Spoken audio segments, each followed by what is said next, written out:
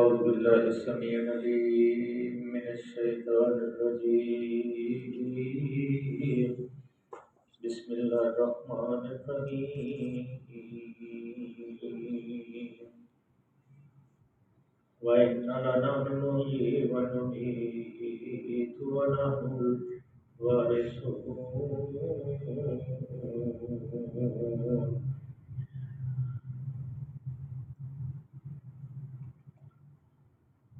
ولقد علمنا المستقدمين منكم ولقد علمنا المستأخرين ولقد علمنا المستقدمين منكم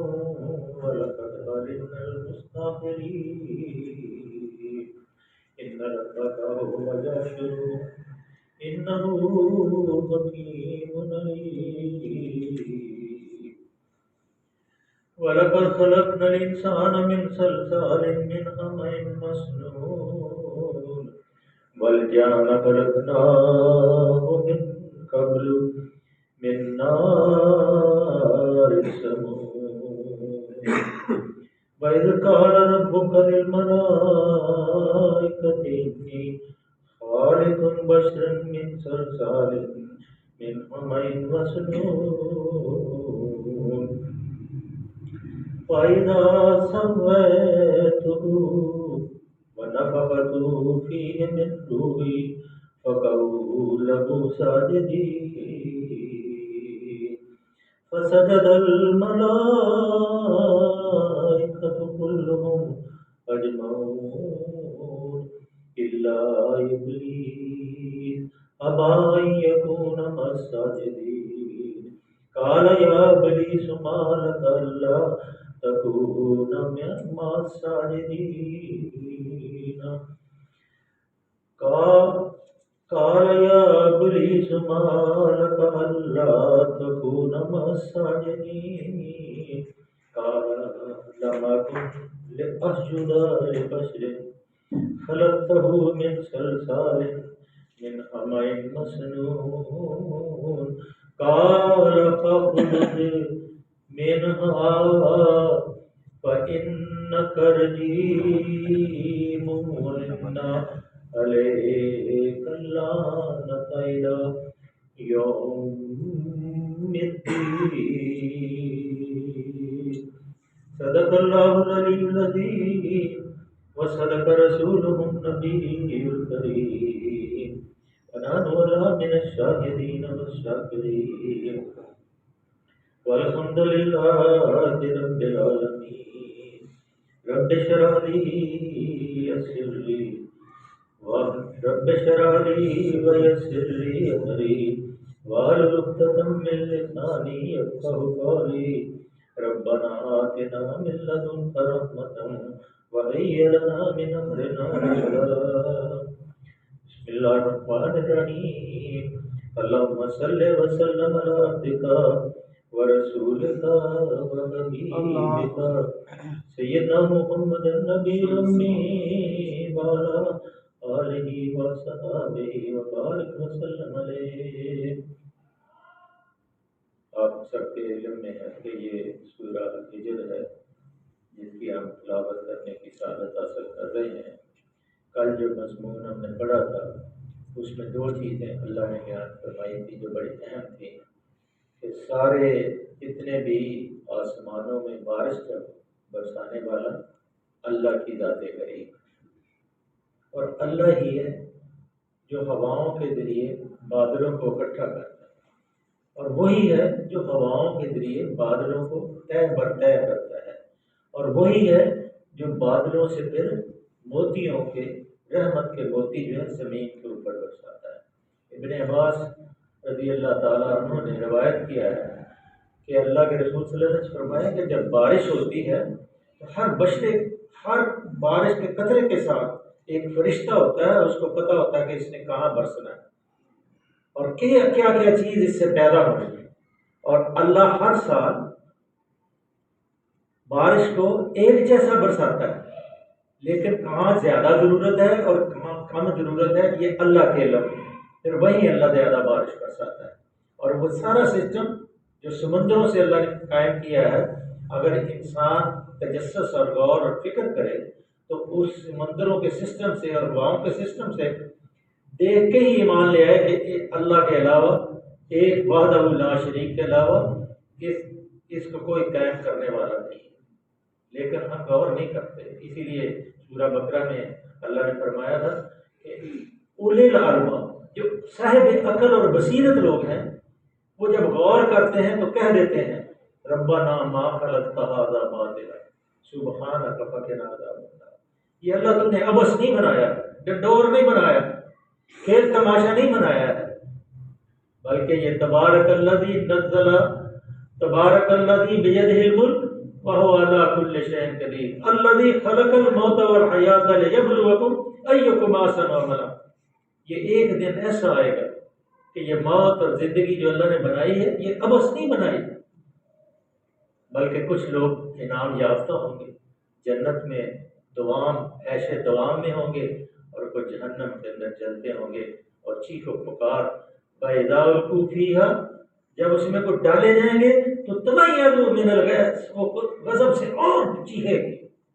اور اس کی چیخیں جو ہیں وہ جو بیچ میں بھی ہوں گے اسنی ان کی، اور جو اس کے چنگاڑ ہے آگ کی وہ بھی ایک خطرناک اور خوفناک چنگاڑ ہے۔ اگر کسی نے یہاں لوہے کی بٹی کو دیکھا ہو سلگاتے ہوئے تو اس کی بھی بڑی چنگاڑ ہوتی،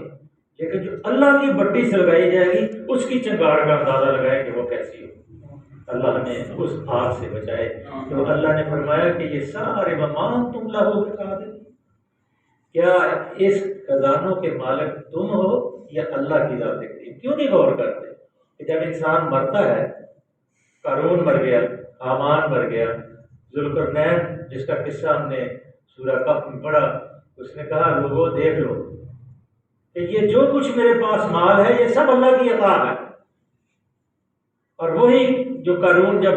غرق ہونے لگا تھا زمین کے اندر، تو اس سے کچھ چند سیکنڈ پہلے کچھ لوگ اس مجلس کے اندر کھڑے تھے اور وہ قارون کو دیکھ رہے تھے کہ کیسا لباس زیب تن کیا ہوا ہے، اور پوری زینت اس نے لگائی۔ اور جب وہ اللہ تعالیٰ نے پھر اس کو کہا کہ دس جا زمین پہ اپنے خزانوں سمیت، روایات میں آتا ہے، پتہ نہیں وہ صحیح ہے لیکن مرفوع روایات ہے کہ آج تک وہ زمین کے اندر ہی جاتا رہا۔ وہی لوگ جو چند سیکنڈ پہلے تمنا کر رہے تھے کہ کاش کہ ہمیں بھی قارون جیسے خزانے مل جائے، تو اسی وقت وہ توبہ کرنے لگے، اللہ ہم پناہ مانگتے ہیں ان خزانوں سے کہ ہم زمین کے اندر رہ جائیں۔ اس لیے اللہ نے فرمایا ان خزانوں وَإِنَّا لَنَحْنُ نُحْيِي وَنُمِيتُ وَنَحْنُ الْوَارِثُونَ، ہم ہی زندگی دیتے ہیں، ہم ہی موت دیتے ہیں، اور پھر بعد میں ہم ہی وارث ہو جائیں۔ کتنے لوگ یہاں مر گئے ہیں ہمارے باپ اجداد، کوئی اپنا ساتھ کچھ نہیں لے کے گیا، پیچھے ہی وراثت تقسیم ہوتی ہے اور اللہ وارث ہوتا ہے ہر چیز کا۔ وہ چاہے تو پھر وراثت والے بھی آپس میں جھگڑنا شروع کر دیتے ہیں، ان کو بھی لے جاتا ہے۔ آخر یہ سسٹم سارا اللہ کا، اللہ کی ذات کریم کے پاس سارا کچھ رہ جاتا ہے۔ آج اللہ نے فرمایا وَلَقَدْ عَلِمْنَا الْمُسْتَقْدِمِينَ مِنْكُمْ وَلَقَدْ عَلِمْنَا الْمُسْتَأْخِرِينَ۔ اللہ فرماتے ہیں پہلے جو لوگ تم سے ہو گزرے ہیں ان کو بھی ہم دیکھ رہے ہیں، جو پہلے چلے گئے ہیں آج سے اربوں سال پہلے، جیسے جب سے یہ دنیا بنی، ان کو بھی اللہ جانتا ہے اور آپ کو بھی اللہ دیکھ رہا ہے، اور بعد کے آنے والے بھی مستقدمین جو ہیں، جو مستاخرین ہیں، ان کو بھی اللہ جانتا ہے کہ بعد میں کس نے آنے۔ وہ کہتے تھے نا بھائی دام اتنا کہ یہ ہم مٹی بن جائیں گی، ہماری ہڈیاں مٹی بن جائیں گی، تو کیسے ہوگا؟ تو اللہ فرماتے قد علمنا کہ اللہ کے علم میں ہے، منہم عندنا کتاب حفیظ، جو زمین اس میں سے کھاتی ہے ان کے جسم کو، وہ اللہ کے علم میں ہے، اور پھر ایک کتاب ہے اللہ کے پاس جس کے اوپر فرشتے لکھتے ہیں کہ یہ اس کی مٹی کہاں ہے، اور ساری وہ کولا بن جائے، وہ سمندر میں مچھلیاں اس کو کھا جائیں، یا کہیں اور چلے جائے، یا ہوا کے اندر فضا میں اس کی راکھ کو بکھیر دیا جائے۔ جیسے کئی لوگوں نے کہا کہ پتہ نہیں ایک آدمی مر گیا، اس نے کہا میری راکھ جو ہے نا ساری، ادھر کوئی انڈیا کا آدمی تھا، دریاؤں کے اندر راکھ بکاتے ہیں، وہ ان کی جلا کے چتا جلاتے ہیں اور پھر راکھ، تو وہ سارے سمندروں میں جس جگہ بھی اس کی مٹی ہوگی اللہ قیامت کے دن وہ ساری مٹی کو اکٹھا کرے گا اسی طرح جس طرح ہم بیٹھے ہوئے ہیں، اسی طرح ہم اکٹھا کرے گا اور پھر ہم سے سوال اور جواب ہوگا، اور وہ سوال جواب جو ہے پھر پتہ چلے گا کہ کیا ہوتا ہے۔ وَإِنَّ رَبَّكَ هُوَ جَاشِرُ إِنَّهُ حَكِيمٌ عَلِيمٌ، اللہ آنے والے اور بعد کے آنے والے بھی اللہ کی نگاہ ہے، یقیناً تمہارا رب ان سب کو اکٹھا کرے گا، اور وہ حکیم بھی ہے اور وہ علیم بھی ہے، حکمت والا بھی ہے اور علم والا۔ اس کا علم کوئی اس کے علم کا وما یحیطون بشیء من علمہ الا بما شاء، اس کے علم میں سے کوئی آدمی احاطہ نہیں کر سکتا الا بما شاء، جیسا کہ اللہ چاہے۔ اللہ اپنے پیغمبروں کو جو علم دیتے ہیں وہ ان کی ضرورت کے مطابق اللہ ان کو دیتے ہیں، لیکن اللہ کے علم میں کوئی احاطہ نہیں کر سکتا الا بما شاء۔ ہاں اگر اللہ کو چاہے کسی کو علم دینا تو وہ اللہ کی مرضی ہے، ان اللہ علی کل شیء قدیر ہے، وہ ہر چیز کا مالک ہے، اس کی جو کرسی ہے، اس کی جو حکومت ہے، اس کے اندر کوئی مداخلت نہیں کر سکتا۔ وسع کرسی السماوات والارض ولا یؤودہ حفظہما وہو العلی العظیم، زمین و آسمان میں بادشاہی اس نے سب کچھ تخلیق کیا، اس کا سب کچھ ہے۔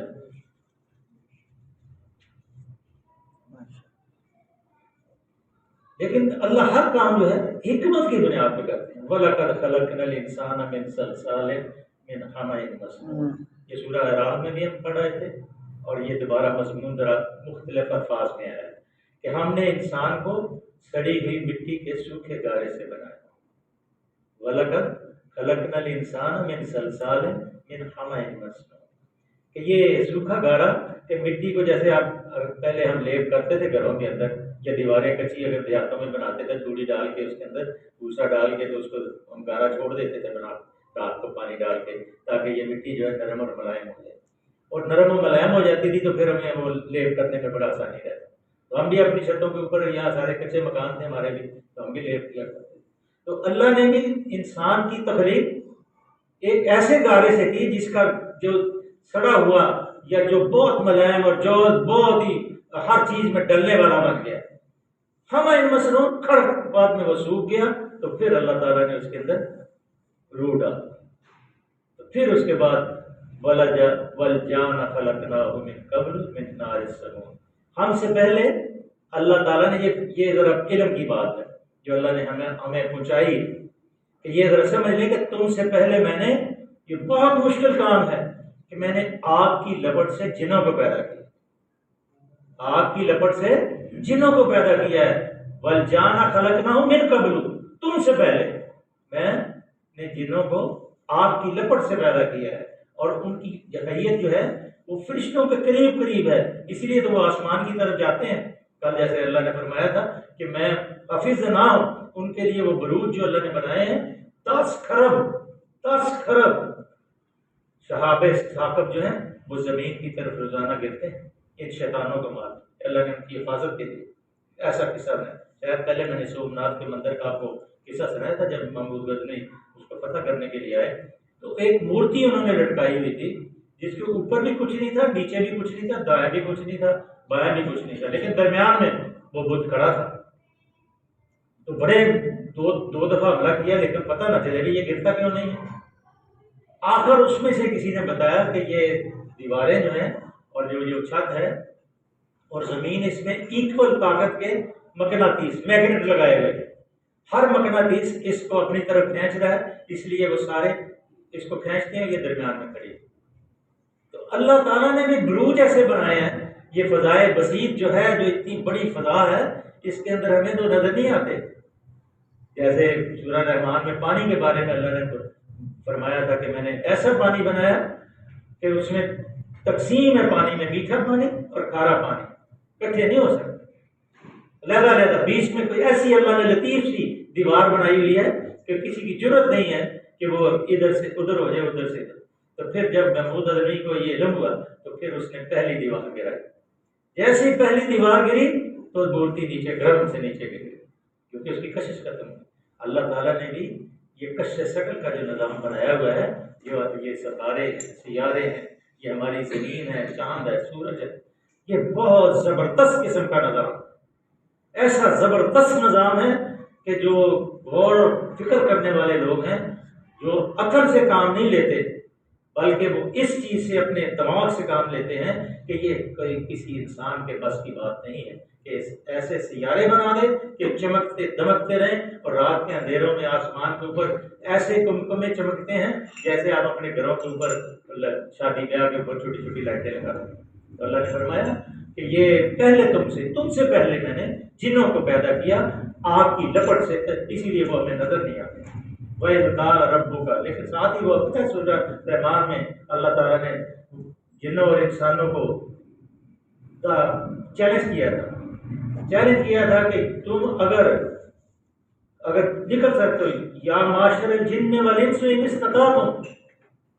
تنفذوا من اقطار السماوات والارض فانفذوا، اگر اے انسانوں اور جنوں تو زمین اور آسمان کے کناروں سے اللہ کی سلطنت سے نکل سکتے ہو، فانفذوا تو نکل جاؤ،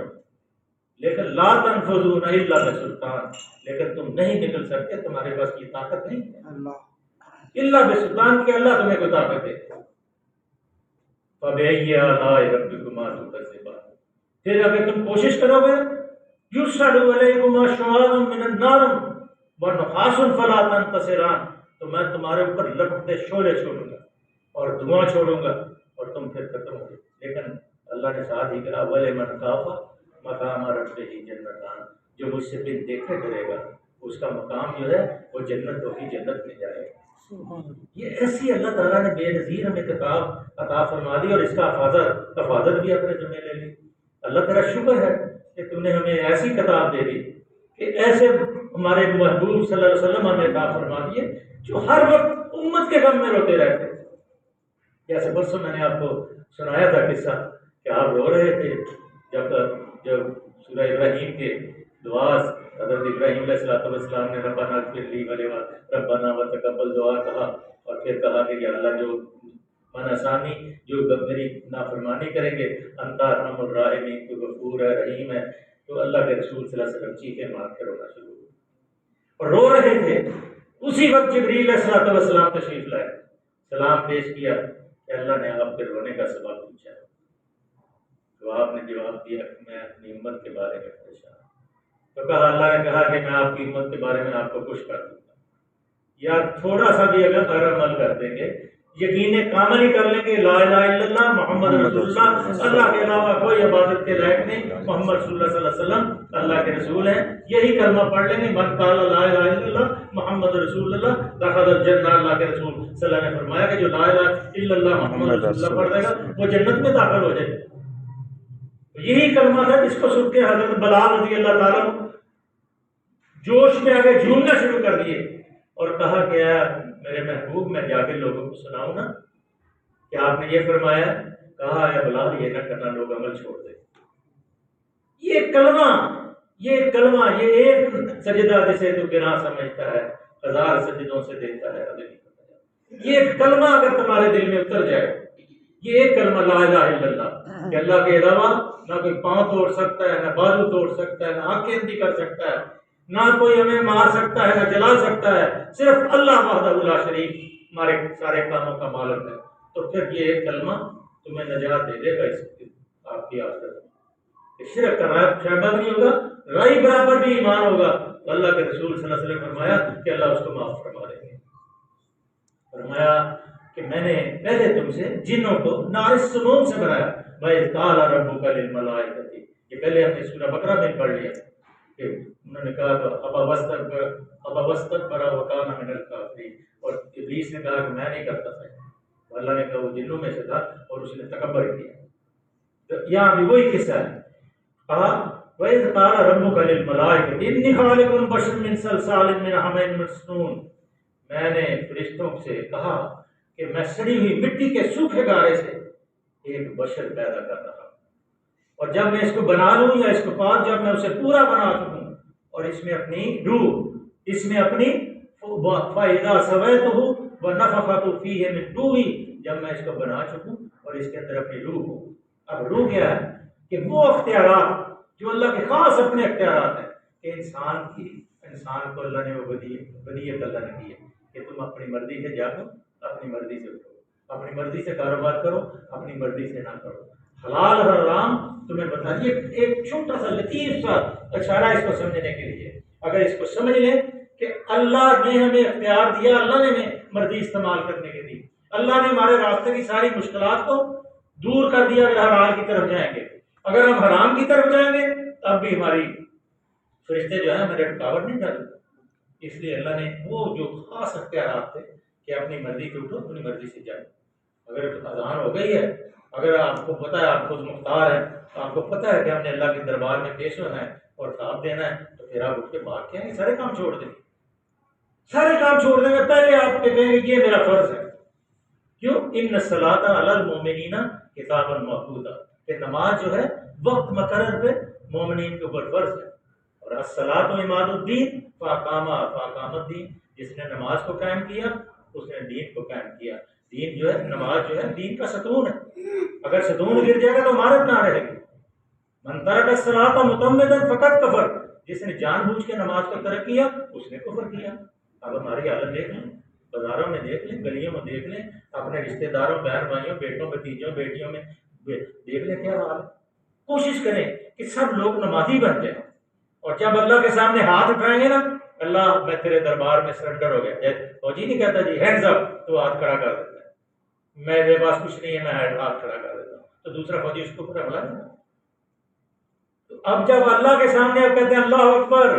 یہ رفع یدین کے ہاتھ کھڑے کرتے ہیں، اللہ میں تیرے دربار میں آ گیا ہوں، میں نے سرنڈر کر دیا ہے، میں ہاتھ باندھ کے تیرے دربار میں کھڑا ہوں، اللہ مجھے عزت عطا فرما، مجھے رزق عطا فرما، میری بخشش فرما، میرے والدین کی بخشش فرما، میرے ہمسایوں کی، عزیز و اقارب کی بخشش فرما، میرے بیماروں کو شفا عطا۔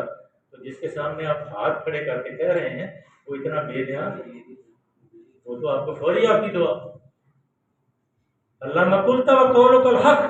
ادعونی استجب لکم، اللہ فرماتے ہیں آپ، اللہ نے جو فرمایا حق فرمایا ہے، اللہ نے کہا پکارو مجھے، مانگو مجھ سے، استجب لکم، میں تمہاری دعاؤں کا جواب دوں گا، تمہاری دعائیں قبول کروں۔ یہ معمولی سی بات ہے، تھوڑی سی سمجھ لیں تو پھر ونفخت فیہ من روحی فقعوا لہ ساجدین، اور تم سب اس کے آگے سجدے میں گر گئے، سب فرشتے گر گئے۔ فسجد الملائکۃ کلھم اجمعون، کوئی فرشتہ نہیں رہ گیا۔ یہ آیت چھوٹی سی ہے مکمل کر، الا ابلیس، یہ ابلیس کے بارے میں آپ سمجھ لیں کہ یہ جنوں میں ہے، فرشتوں میں نہ سمجھ لیں۔ الا ابلیس، اب اس سے بھی یہ ثابت ہوتا ہے کہ جنوں کی تخلیق انسانوں سے پہلے کہ اس لیے ابلیس موجود تھا، شیطان موجود تھا۔ الا ابلیس ابا ان یکون مع الساجدین، اس نے سجدہ کرنے والوں کے ساتھ دینے سے انکار کر دیا۔ اس نے سجدہ کرنے والے، جو آج سجدہ کرنے سے اللہ کو انکار کرتا ہے وہ کیا ہے؟ ابلیس ہے، شیطان، شیطان کے قبضے میں ہے وہ۔ اس کو چاہیے کہ شیطان کے قبضے سے نکلے اور اللہ کے قبضے میں اپنے آپ کو دے۔ ابا واستکبر قال یا ابلیس ما لک اللہ تکون مع الساجدین، اے ابلیس تجھے کیا ہوا کہ تم نے سجدہ کرنے والوں کا ساتھ نہ کیا؟ تو اس نے کہا قال لم اکن لاسجد لبشر خلقتہ من صلصال من حمإ مسنون، میرا یہ کام نہیں ہے کہ میں اس بشر کو سجدہ کروں جسے تو نے سڑی ہوئی مٹی کے گارے سے بنایا ہے۔ تکبر میں آ گیا۔ تو اللہ جو ہے تکبر کرنے والوں کو پسند نہیں کرتا، تکبر والوں کی